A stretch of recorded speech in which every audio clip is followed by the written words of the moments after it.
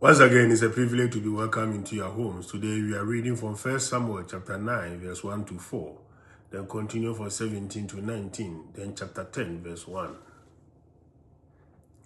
There was a stalwart man from Benjamin named Kish, who was the son of Abiel, son of Zeror, son of Abikrof, son of Aphia, a Benjamite. He had a son named Saul, who was a handsome young man. There was no other child of Israel more handsome than Saul. He stood head and shoulders above the people. Now the asses of Saul's father Kish had wandered off. Kish said to his son Saul, "Take one of the servants with you and go out and hunt for the asses." Accordingly, they went through the hill country of Ephraim and through the land of Shalisha. Not finding them there, they continued through the land of Shalim without success. They also went through the land of Benjamin, but they failed to find the animals. When Samuel caught sight of Saul, the Lord assured him, "This is the man of whom I told you. He is to govern my people."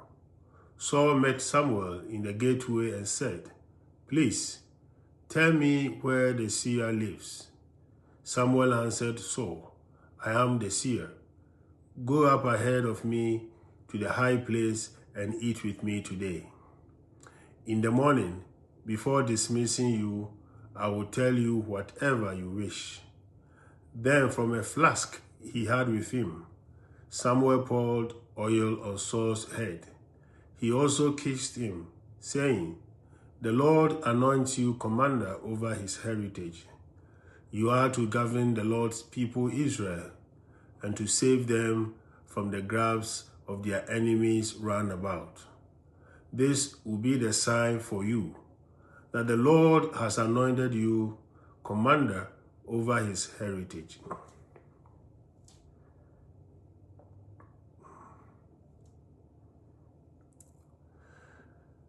The reading begins not with a great spiritual quest, but with something very ordinary. Saul, searching for lost donkeys. What seemed like a small and frustrating task becomes the setting for God's greater plan. This reminds us that God often works through the routines, detours, and even the inconveniences of daily life to guide us towards his purposes. Saul does not set out looking for a kingdom, yet God is already directing his steps. When Samuel sees Saul, the Lord reveals his chosen one.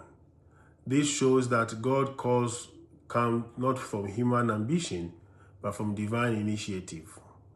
Before Saul understands who he is becoming, God already knows who he has called to be.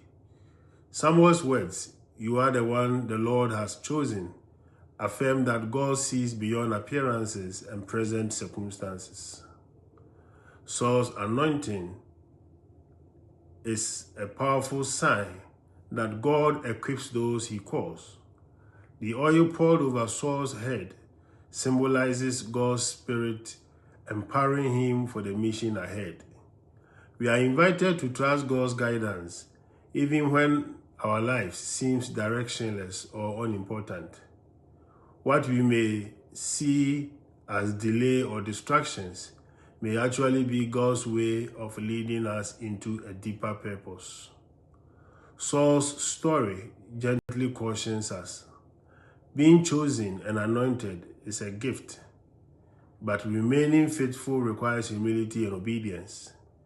God's call is always an invitation, not only to leadership, but to a life shaped by trust in him.